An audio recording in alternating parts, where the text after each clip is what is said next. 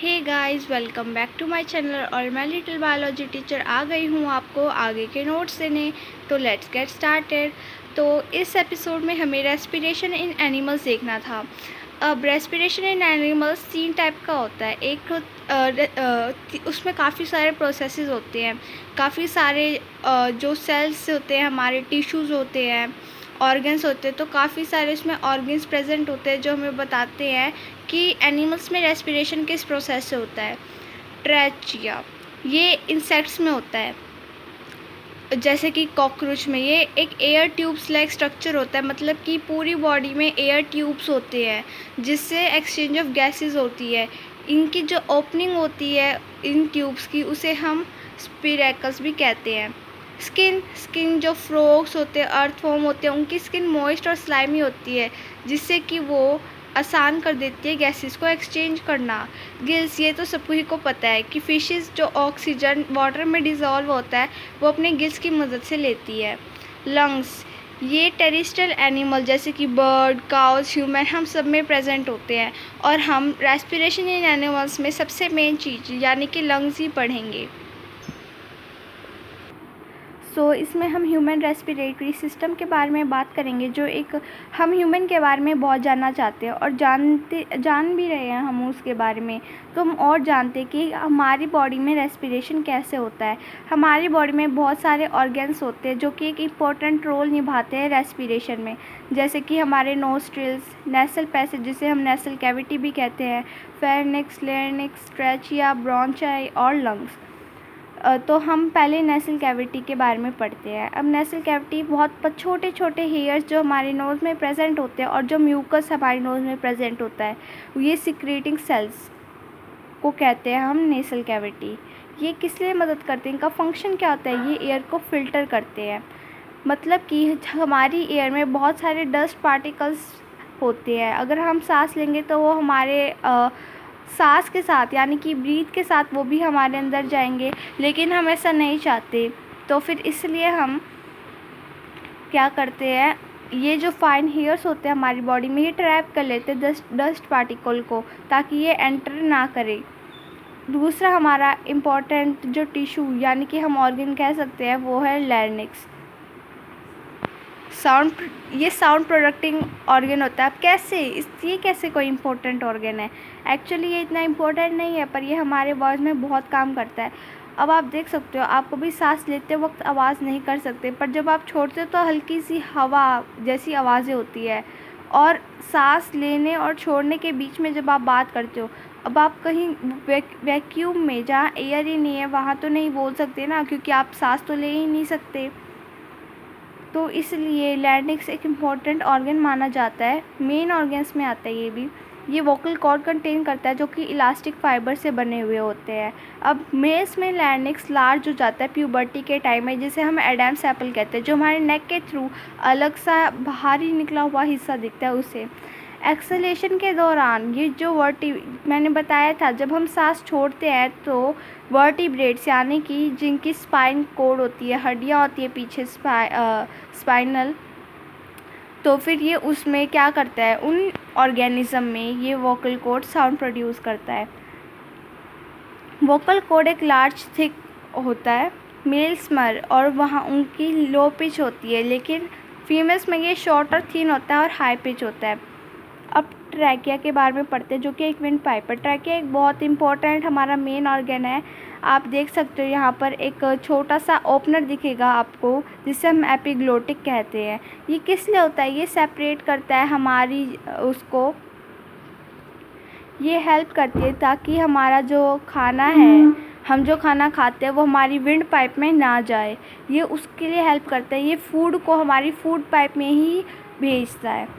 ऊपर अब आता है ग्लोटिस। ये ग्लोटिस क्या है? ये ओपनिंग है जहाँ से एयर एंटर होती है। फिर ये जो इसकी ट्यूब लाइक स्ट्रक्चर होते हैं, इसमें भी सीलिया प्रेजेंट होते हैं, जो कि हेल्प करते हैं कि अगर बाय चांस आप सांस ले रहे हो और साथ में डस्ट पार्टिकल चला जाए। ऐसा तभी होता है जब एयर आसपास की बहुत ज़्यादा ड्राई होती है। तो आप सोचते हो जब एयर ड्राई होती है तो आपका गला भी बहुत ज़्यादा सूख जाता है। इसी के कारण होता है, क्योंकि सीलिया अपना काम करते हैं और वो एयर को ट्रैप कर देते हैं वहाँ पर। ये ट्रैकिया, ये पूरी पाइप, ये ट्रैकिया है, इसमें ये जो मसल सेल्स होते हैं ये पूरी मसल सेल से बना हुआ होता है। अब इसमें आप देख रहे होंगे ये इनकम्प्लीट सा सी, मतलब पूरा सी नहीं बन रहा, पर ये रिंग टाइप स्ट्रक्चर बन रहा है। ये इनकम्प्लीट सी शेप्ड रिंग्स होती हैं जो कि कार्टिलेज, हाइलिन कार्टिलेज से बनी होती है। ये ट्रैकिया को कोलैप्स होने में मदद लेती है। अब हम सांस, आप देखोगे, आप एक बैलून में सांस करते हो, छोड़ते हो, भरते हो उसमें, तो वो फूलता है। जब छोड़ते हो तो वो एकदम सिकुड़ सा नहीं जाता। तो इसमें यही होता है, ये रिंग लाइक स्ट्रक्चर्स वर्टिब्रेट्स होते हैं जो हमारी ट्रैकिया को ऐसे सिकुड़ने से या ज़्यादा फूलने से प्रोटेक्ट करते हैं। अब हमारे 2 लंग्स होते हैं, एक होता है हमारा लेफ़्ट लंग और एक होता है हमारा राइट लंग। हम अभी दोनों लंग में सेम ही फंक्शंस होते हैं, तो इसलिए हम राइट लंग में देखेंगे कि क्या क्या चीज़ें प्रेजेंट होती है। अब राइट लंग से जाती है एक हमारी ब्रांच लाइक स्ट्रक्चर जिसे हम प्राइमरी ब्रोंचाई कहते हैं। फिर इससे एक और सेमी ब्रोंचाई जिसे हम सेकेंडरी ब्रोंचाई कहते हैं। फिर इससे और छोटी ब्रोंचाइज बनती है जिसे हम टर्शरी ब्रोंचाई कहते हैं। अब इस ब्रोंचाई में ये जो जॉइंट होता है बैलून लाइक स्ट्रक्चर से, ये जो जॉइंट होता है इससे हम ब्रोंचियस कहते हैं। इस बैलून लाइक स्ट्रक्चर को हम कहते हैं एलियोली, जहाँ पे हमारी जो साइट होती है एक्सचेंज होती है गैसेस की, ये एल्वियोली में होती है। इसकी हम आगे बहुत ज़्यादा डिटेल में डिस्कशन करेंगे। अब हमारे जो एल्वियोलर डक्ट होते हैं ये हेल्प करते हैं इन एल्वियोलाई को स्ट्रिक्ट होने में ब्रोंचाई के साथ। अब एक चीज़ तो आपने सुनी होगी कि स्मोकिंग हमारे जो लंग्स हैं उनमें कैंसर करता है। स्मोकिंग क्या है, वो सीलियर मसल सेल को डिस्ट्रॉय करता है, जिससे कि पॉल्यूशन या फिर गंदी हवा या फिर डस्ट वाली हवा हमारे अंदर चली जाती है, जो कि क्या करती है, कैंसर कॉज करती है। फिर हमारा आ जाता है रिब्स, ये कि बोन और कार्टिलेज से बना हुआ होता है। ये आप टॉप से यानी सर से अगर आप देखोगे तो ऐसे गोल गोल से rib like structures, ring like structures होते हैं। एक ये वर्टिब्रल कॉलम जो हमारी पीठ पर प्रेजेंट होता है, और एक ये स्टर्नम जो कि हमारे ब्रिस्ट बोन यानी कि जो हमारी छाती है वहाँ पर प्रेजेंट होता है। ये इनको कनेक्ट करता है रिब केजेस को। अब ये क्या करते हैं, रिब केज, ये हड्डियाँ होती है बहुत स्ट्रॉन्ग होती है और ये प्रोटेक्ट करती है, क्योंकि हमारे इन हड्डियों के अंदर ही हमारा हार्ट, लंग और भी काफ़ी सारे टिश्यूज़ प्रेजेंट होते हैं, और ये इन डेलिकेट ऑर्गन्स को प्रोटेक्ट करती है। इसके 12 पेयर होते हैं हमारी हड्डी में, 1 से 7 तो ट्रू रिब्स कहते हैं, क्योंकि ये हमारे स्पाइनल कोड से यानी कि हमारे वर्टिब्रेट कॉलम से लेकर स्टर्नम तक पूरी जॉइंट होती है। उसके बाद आती है हमारी 8 से जो 10 पेयर यानी कि नीचे के पेयर होते हैं वो फॉल्स रिब होते हैं, क्योंकि ये जो 7th रिब है ये उनसे अटैच होते तो ये पूरे हैं, लेकिन ये वो हमारे डायरेक्टली स्टर्नम और वर्टिब्रल कॉलम से अटैच नहीं होते। फिर आती है 11 और 12 पेयर जिसे हम फ्लोटिंग रिब्स कहते हैं।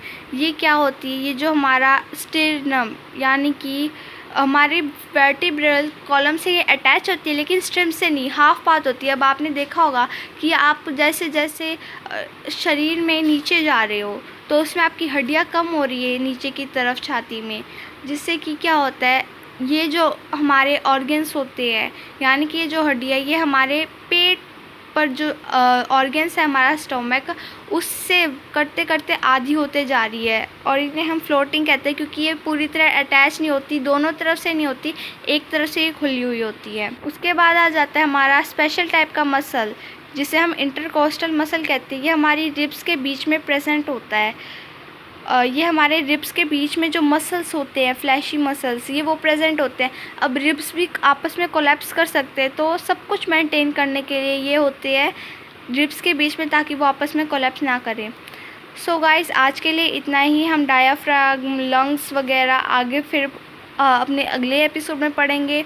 सो गाइस, प्लीज़ मेरे चैनल को लाइक, सब्सक्राइब और शेयर ज़रूर करना, और मेरे बेल आइकन को भी ज़रूर दबा देना ताकि आपको पता चल जाए जब भी मैं ऑनलाइन आऊँ। Thank you guys.